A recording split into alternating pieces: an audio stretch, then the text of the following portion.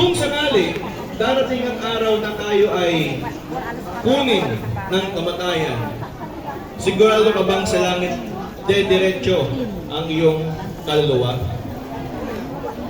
Yan po ang tanong ko sa inyo mga minamahal. Kayo pong mga nagtitinda, okay lang po kahit nagtitinda kayo, sagutin niyo sa inyong isip yung tanong na yon. Itabi natin ang relihiyon, okay? Itabi natin anong relihiyon ka. Ang isipin natin ngayon, yung personal na relasyon mo sa Panginoon. Kung sakali, darating ang araw na tayo mamamatay, sigurado ka ba sa langit ka pupunta? Kayo mga kabataan, busy na kayo sa mga social media ngayon, Facebook, busy kayo sa TikTok, busy kayo sa Netflix, di ba? Busy na kayo sa mga paglalaro ng mga mobile games. Sige, Titan, eray atapon tayo ulitan. Kung sakali mga minamahal, darating ang araw ng kamatayan, sigurado pa kayo sa langit kayo pupunta? Di ba? Yan ang isang tanong na iiwan ko po sa inyo sa umagang ito. At kung ang sagot ninyo ay hindi kasigurado, ay nakakatakot yun. Siguro hindi naman tayo manhid, no? Na hindi natin maririnig yung tanong na yun. Mga kabataan, mga ate, kuya, o mga kaibigan ko dito. Kasi ang buhay natin, alam naman natin ang sinasabi ng isang kilalang news si Kuya Kim, di ba? Ang buhay ay weather lang. Di ba? Kaya, kung dumating yung araw na yon, nakakasigurado ka ba? Di ba? O ito yung tanong, dumating din ba sa buhay mo, na tinanong mo yung sarili mo, bakit kaya ako naipanganak sa mundong ito? Bakit kaya ako nandito sa mundong ito? Di ba? Ano ang rason? Ano ang purpose ng Diyos? Ba't tayo nandito sa mundong ito? Buksan natin ang nilalaman ng Biblia sa Ecclesiastes chapter 12, verse 13.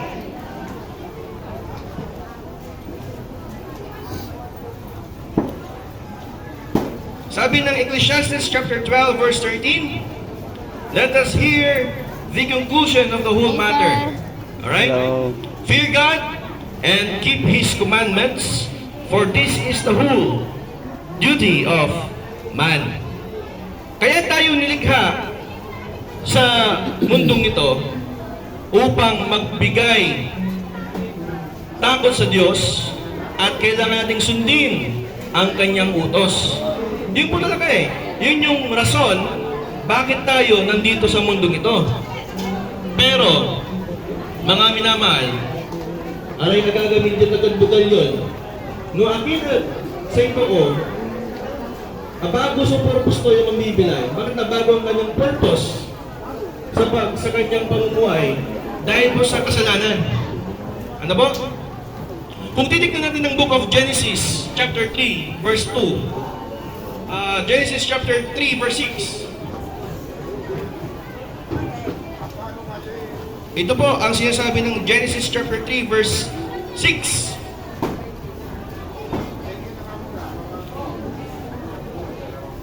And when the woman saw that the tree was good for food, so si Eva, nakita niya yung puno, maganda yung kanyang bunga, no? Na masarap kainin. Ayun. At magandang katangi-tangis sa kanyang mata. Sabi doon, and that it was pleasant to the eyes, and a tree to be desired to make one wise. Na kapag kinain mo daw yung bunga na yon, bunga ng puno na malaman mo ang mabuti at masama, the tree of knowledge, know good and evil, sabi dito, magiging wise ka, magiging matalino ka, malaman mo ang mabuti at masama, di ba? Ngayon, mga minamahal, ang nangyari, she took of the fruit thereof and did eat. Kumain si Eva nung pinagbabawal na prutas, at ang nangyari dito, binigyan rin niya ang kanyang asawa at Ayun, kinain din ni Adan. At doon nagsimula ang kasalanan na kung bakit ang tao tumatanda, bakit ang tao nagkakasakit, bakit si nanay pumuputi ang buhok, bakit si tatay nabubungi na habang tumatanda, bakit yung iba dito naglalakad, maiksi ang isang paa, yung isa hindi. Kasi nga, dahil sa kasalanan. Yan po mga minamahal. Na bakit ang tao walang pakialam sa salita ng Diyos dahil sa kasalanan. Ang gusto ng tao, magpakabisi siya sa buhay niya. Ang gusto ng tao, maging maging mabuti, maging mayaman. Yan ang gusto ng Diyos, ng tao. Diba?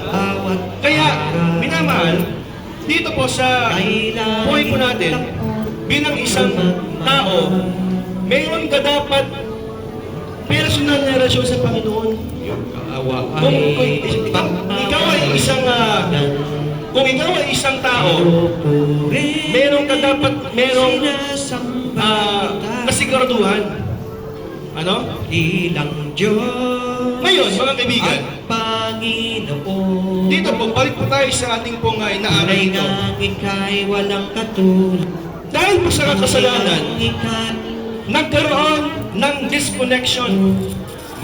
Nagkaroon ng kamatayan sa buhay ng tao. Naputol ang relasyon ng Diyos at ng tao. See? Ganyan ng kasalanan. Kaya nga, kapag nagpapayag kayo ng salita ng Diyos, gumagamit ang kaaway upang hindi kayo makalaman ng katotohanan. Diba? Ayaw ni Satan na malaman ninyo ang katotohanan sa impyerno. Kaya gumagamit siya ng mga instrumento para hindi nyo malaman ng katotohanan. Hindi relihiyon ang diadala namin dito, si Jesucristo. Mga minamahal, di ba? Tignan nyo, ganyan gumamit si Satan para tayo ay hindi makakilala sa Panginoon. Kaya nga si Eva, siya ay naloko. Si Adan, siya ay naloko. According to the Bible, in the book of Genesis, makita nyo kung paano sinira ni Satan ang nilikha ng Diyos. Diba? Ngayon mga kaibigan, tignan natin dito, sa Romans chapter 6 verse 23, nang dahil sa kasalanan, tayo ay hindi makakarating sa langit. Romans 3:23. For all have sinned, sabi po dito, sa Romans chapter 3 verse 23, for all have sinned and come short of the glory of God. Mali siya kayo, agagi, iamin tayo makasalanan. Nanay, mali siya kayo nanay, makasalanan tayo. Siyempre, di ba? Naniniwala kayo. Dito, sila lahat po ba tayo ay makasalanan? Yes. According to the Bible, sabi ng salita ng Diyos, lahat ng tao makasalanan. Ako, sino man dito sa atin ang nandito, ito si Adi. Anong pangalan mo? Yan si Adi. Ito, alam nyo, lahat ng tao sa mundong ito makasalanan. Agree? Siyempre, kagaya ng batang ito na daladala ni ate. Pag hindi niya tuturuan ng batang ito sa kanyang paglaki, gagawa siya ng hindi tama. Tama? O, di ba? Agree? Dahil po sa kasalanan yun. Di ba? Bakit natin pinapalo ang bata? Kasi nga, kailangan mong madisiplina. Pinalo ka na ba ni mama mo o hindi pa? Pinagalitan ka na ba pag ikay nakagawa ng kasalanan? Ba't tayo pinapalo? Kasi masama, di ba? Pero kung muni-munihin po natin, ba't tayo nakakagawa ng kasalanan? Dahil meron pong ugat ang lahat. May pinanggalingan. At doon kay Adan at kay Eva nagsimula ang lahat. Kaya sabi ng Romans chapter 5 verse 12, wherefore, as by one man sin entered into the world, and death by sin, so death passed upon all men, so that all have sinned, sabi Panginoon. Kaya nga, mga minamahal, mga kaibigan, Sa lahat ng kung titignan po natin, sa bawat titignan dito, araw, Hindi tayo pupunta ng langit dahil Kausapin ko lang yung gumagawa kwan. ka ng Ginagamit ng Diablo dyan. kasalanan. Ikaw mo ito. Hawakan mo. Alam nyo? Dalawa. Hindi ka pupunta ng Saan ba yun? impyerno dahil Tingnan mo, i-focus mo na yan. ka, Bro. magsinungaling ka. Hindi ka pupunta ng impyerno dahil ikaw ay nagsuntok ng kaaway mo. Pupunta ka ng impyerno dahil meron tayong minanang kasalanan sa ating mga magulang na si Adan at si Eva. Yun ang dahilan. Nasabi nga ng Romans chapter 6:23, ang kabayaran ng kasalanan ay kamatayan. Mga minamahal.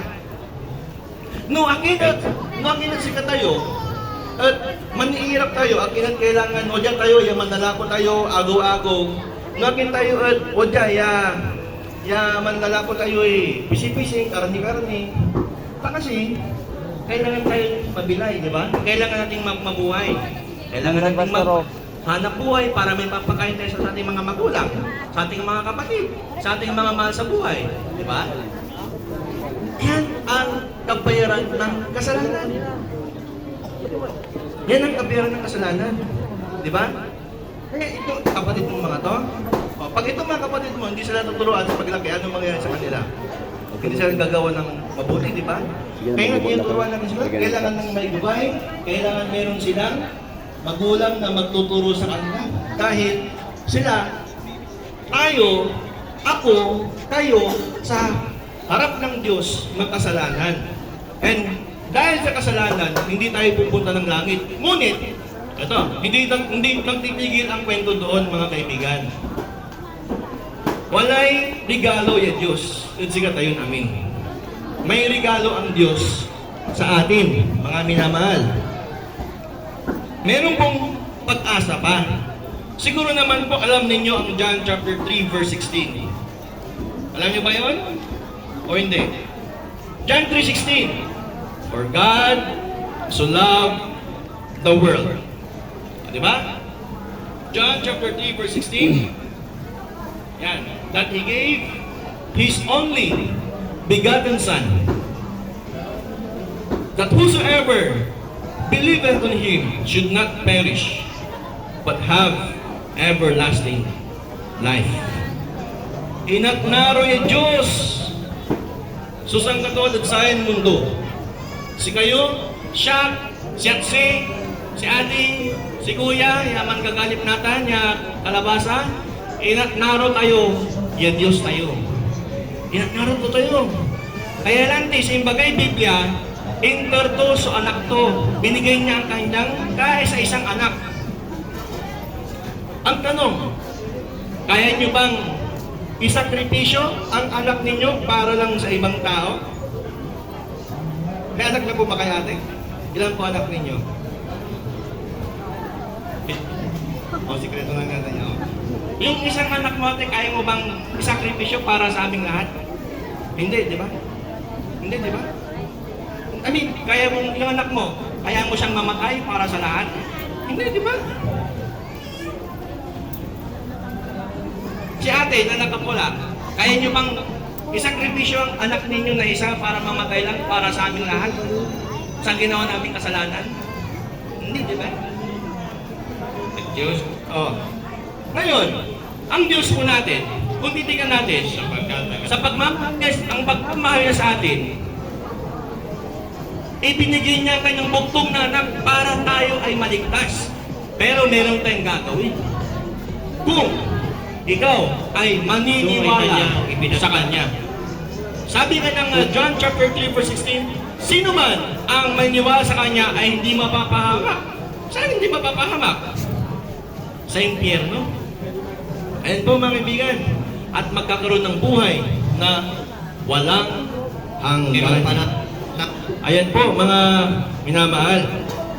Tayo po dito, libre lang ang maligtas. Itong pagpapayag namin ng salita ng Diyos dito, hindi kami hihingi ng pera sa inyo. Ang Diyos namin pinaglilingkuran ay mayaman. Hindi kami hihingi ng kapalit, hihingi kami ng gulay sa inyo, hihingi kami ng karne sa inyo. Libre. Yung mga babasahin na binibigay sa inyo ng mga kapatiran namin dito, libre lahat yan. Hindi yan ipinagbebenta dahil ang salita ng Diyos ay libre yan. Mga minamahal. It is a gift of God. Sabi nga ng salita ng Diyos. Amen? Sabi nga ng Romans 6:3, Ito na lang sis ang ang hawakan mo. kapera ng kasalanan ay kamatayan. Ngunit, sabi nga, ang regalo ng Diyos ay buhay na walang hanggan. Ganyan po. Romans 6:23. Kaya nga, mayroon tayong bagong purpose. Kung kanina, ang purpose natin sa buhay mo, magtinda ka buong araw, araw-araw, para ikaw ay makaahon sa hirap. Ang purpose mo ngayon, kung ikaw anak ng Diyos, paglingkuran siya sa spiritual katotohanan. Ano? Siguro, ilan sa inyo, yung mga kaibigan ko dyan. Siguro, nakikita nyo ko dito na namamalengke. Pero ito yung isa kong gawain na nagpapayag ng salita ng Diyos ng libre. No? Marami sa inyo dito, kilala nyo ako kasi suki nyo na ako dito eh. Di ba? Pero, alam nyo, itong ginagawa ko ito, hindi ko ito magagawa kung hindi ko kilala si Kristo sa buhay ko. Di ba, Bran? Oh. Hindi madali ang ganitong trabaho na walang nagbabayad sa'yo, walang sweldo sa'yo. Ginagawa namin ito ng libre. Kung sa tutuusin, magpapahinga pa sana kami. Magpapahinga pa sana kami. Di ba? Magpapahinga pa sana kami. Okay na. So, yun ano. Pero sa pagmamahal namin sa inyo, na kababayan mi kayo, ibig siya unugit at abong tawalin trabaho ko natin eh. Huwag kami natin kano ipayag so libre ya kaligtasan at sa kayo namin. Ano si kayo tanggap pa niyo si Kristo at puso yo. Wala kayong tawad nung pati kayo. Alam mo? Nate? Nathan, amigo, amiga, nangakuya. Ang sabi ng Romans chapter 8 verse 28. Ito po ang sabi ng Romans chapter 8 verse 28. But all things, and we know that all things work together Hello. for good to them that love God and to them who are the called according to His purpose. So meron na tayong bagong purpose. Bakit tayo namumuhay sa mundo ito? Kung dati-rati, ang purpose mo para sa sarili mo, ayun, ano man Sis, ang pag mangyari sa nababasa buhay mo, mo, reconnecting, ano man baya mo ang lang. pagdaanan mo sa buhay mo, inuuna mo ang Panginoon sa buhay mo. Bibigyan mo siya ng kalawalatian, bibigyan mo siya ng importansya sa buhay mo. Kaya nga mga minamahal, kung titignan po natin dito, mga kaibigan, ganyan tayo kamahal ng Diyos. Maiintindihan mo ngayon kung bakit ang buhay nito ganito kapait. Okay? Magiging yung kaisipan mo, magiging magiging malawak. Mayroon kang peace of mind. Meron ba ditong may problema na hindi makatulog ng maayos? Di ba? Ganyan tayo, di ba? Pag may problema, di ka makatulog. Di ba? Kapag meron kang utang, hindi ka makatulog. Kasi, ang inisip mo, baka bukas, sisingin na ako ni kaibigan kayo, di ba? Pero, pag ikaw ay may personal na relasyon sa Panginoon, mga kaibigan, ikaw po ay mayroong ikaw ay may kapayapaan sa isip. Ano man ang pagdaanan mong mga problema, ano man ang danasin mong mga pagsubok sa buhay, mayroon kang kapayapaan. At ang isang tunay na anak ng Diyos lamang ang mayroon sa kanyang buhay. TV. Ngayon, mga kaibigan, dito po, sa buhay po natin, mayroon pong paraan para tayo ay maligtas. At ano man, natutupan nyo natin, anak ko, sugi. Di ba, tinapatmat na naman, inarasulaan ko. Nanay, inarasulaan ko. Nung patiyak. Akunta, sarap mo itulungan. Sa imbagay, Biblia, anggapan mo si Kristo at pusong bilang naging kabisita tagapagligtas. at sila din ay naniniwala na ang ng So- salita ng Diyos ay kailangan itaguy. So ngayon, sisagyan na, tina mo, kung kukonekta yung speaker Sige lang, sige lang ba? Diba? Tuloy lang. So Nathan, sa paraan, yan na wala tayong tawad, para pupunta ng langit, una, magsisi ka. Anong pagsisisihan mo? Yung dati mong alam sa puso mo na, pupunta ko ng langit kasi mabuti ako. Ang sabi ng Ephesians chapter 2, Sapat 8 and 9, sabi po dito mga kaibigan, ng Diyos na tayo ay pupunuin ang for by lupang grace are ye saved. Saganap Sabi o doon. sa January pa. Sabi nga po dito, sa biyaya ng Diyos, kaya tayo naligtas. For by the grace of God, sabi doon. And hindi daw sa ating pong sariling gawa. Kasi sikat tayo, kung tayong tawad, lapot sa gagawin tayong gusto, hindi magiging patas ang Diyos. Kaya nga, ang basihan ay si Jesucristo na namatay sa krus, na binayaran ng kasalanan mo. He paid for your sins. He died on the cross of Calvary for you and for me. Yun. Hindi ang relihiyon. Ano? Hindi ang relihiyon namin o relihiyon ni Numan. Dahil ang sabi ng salita ng Diyos, sa John 14:6, Jesus saith unto him, I am the way, the truth, and the life. No man cometh unto the Father but by me. Yun ang sabi ng salita ng Diyos. Na si Jesucristo ang daan, si Jesucristo ang katotohanan, at si Jesucristo ang buhay. Hindi ako, hindi ang sinumang reliyon o sinumang persona sa mundong ito na sinasabi ng tao na magliligtas. According to the Bible, is the Lord Jesus Is a Christian Christ. missionary. Si Jesucristo ang magliligtas sa inyo. Ano po? Kaya, sabi ng Romans 10:13, Brother Mark, Kuya Mark, Agi, anak ko, paano ako maligtas? Ayaw kong pumunta ng impyerno. Sabi ng Romans 10:13, kung sino man ang tatawag, for whosoever shall call upon the name of the Lord shall be saved. Sino man daw ang tatawag sa pangalan ng Panginoon, ano man ang relihiyon mo, ano man, sino ka man, ikaw man ang pinakalukulukong tao sa mundong ito, kung ikaw ay totoong tatanggap sa Panginoon, tatawagin mo siya ngayon sa puso mo, ikaw ay maliligtas. Napakasimple. Awa, may labat, so maligtas. Pero ang mahirap nga, sa puso po natin, kung magdidesisyon ka ngayon, ikaw ay ano po kaibigan, ikaw ay magdi-decide ngayon. Kung ikaw ay tatanggap, salamat. Hindi ka magiging kabilang ng aming simbahan. Kasi, ang pinunta namin dito, magkaroon ka ng personal na relasyon sa Panginoon. Hindi namin in-advertise ang aming simbahan. Hindi namin sinasabi na simbahan namin ang magliligtas sa iyo.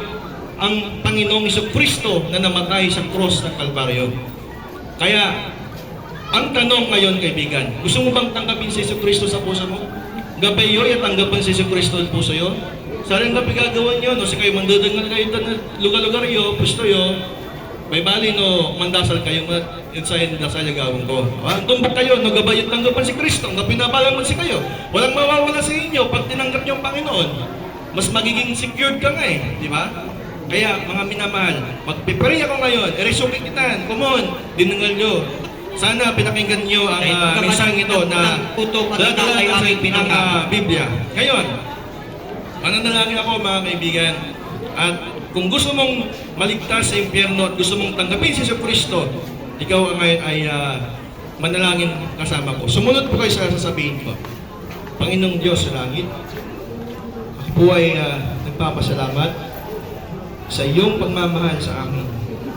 Salamat po, Panginoon, ang katotohanan sa aking buhay na ako isang makasalanan patungo ng impyerno. Kaya sa oras na ito, pinagsisisihan ko lahat ang mga paniniwala, ang mga kasalanan sa aking buhay. At tinatanggap kita, Panginoon, bilang aking tagapagligtas. Aking Panginoon sa buhay. Live TV issue. Ang lahat ng ito ay aking diadalangin. Sa pangalan ni Jesus Amen. Napakadali ang maligtas, mga minamahal. Kung ginawa mo yung panalangin na yun, ligtas ka na. Walay? Nambayar kayo?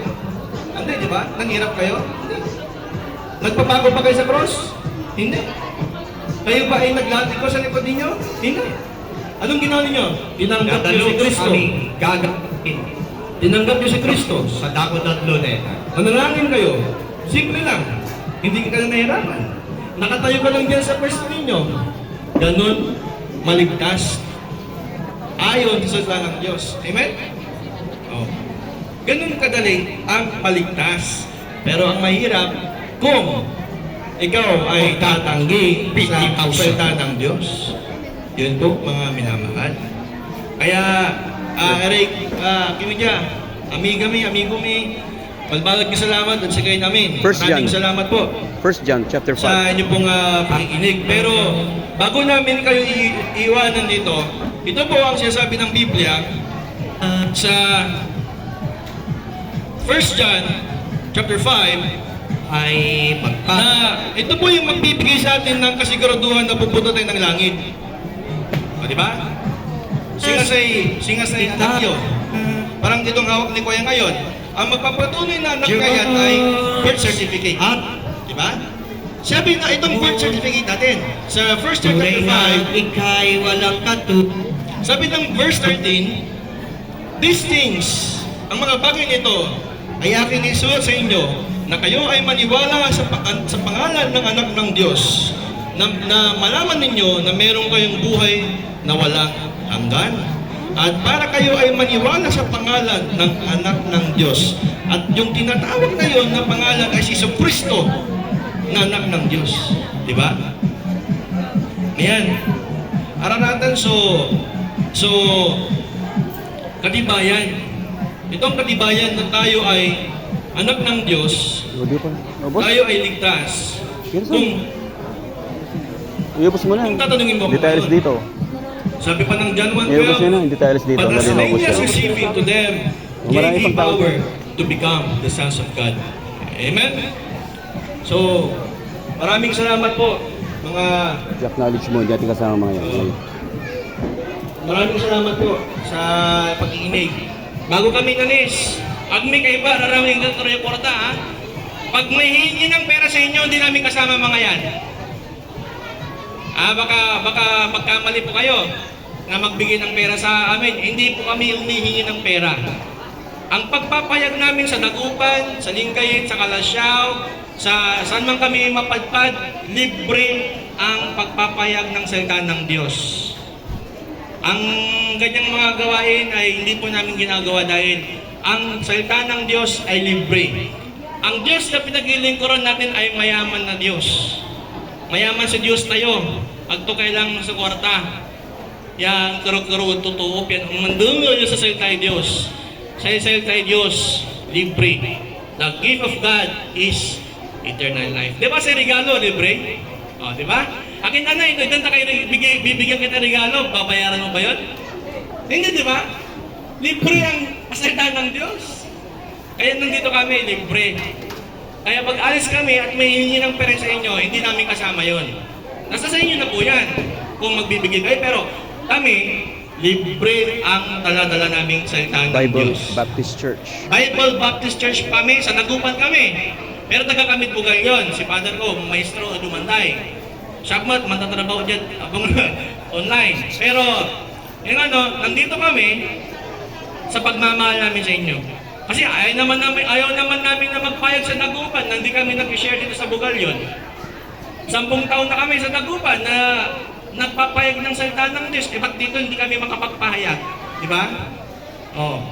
Pumupunta pa kami ng Manawag, pupunta pa kami ng Kalasyaw, pupunta pa kami ng saang lugar. Ba't sa Bugal yun hindi kami makapunta? Di ba? Kaya lang may ako. At maraming salamat po sa pakikinig. At mandasal tayo bago tayo manalis. Karoon tayo ibiyaya Diyos ya amin nilalangoy natin na upot. Amen? Let's pray. Nakinang Diyos sa langit, kami po nagpapasalamat Panginoon sa kadakilaan niyo po sa bawat isa. Na kami po ay nakapagpayag ng inyong salita dito po sa Bugalyon Market. Salamat po sa mga nakinig. At Lord, nilapit ko po ang mga suki po namin dito, ang mga paninda po nila. Nawa ay maubos po lahat, Lord, nang sa ganun makapagpahinga po sila ng maaga. At pagpalain mo, Panginoon, ang mga nakinig. At sa mga hindi po nakarinig po sa inyo, Panginoon, nawa po may mga pagkakataon pa po nang kayo po ay makilala sa Espiritu at katotohanan. Na ikaw, Lord, ang siyang tunay na Diyos at hindi ang reliyon sa mundong ito. Salamat, Panginoon, sa inyong pong proteksyon sa bawat isa. Nawa po, ayos kami dito, maayos pong kalusugan ng mga suki po namin dito. At protektahan niyo po sila, ganun din mga pamilya. Ito ang aming dinadalangin at pinapasalamatan sa pangalan ni Jesus. Amen. Amen. Malbalag salamat at sa kayo namin, Risuki Mitan, Beshi 1, Beshi 2, Beshi 3. Salamat sa pakikinig po dyan. Thank you so much and God bless.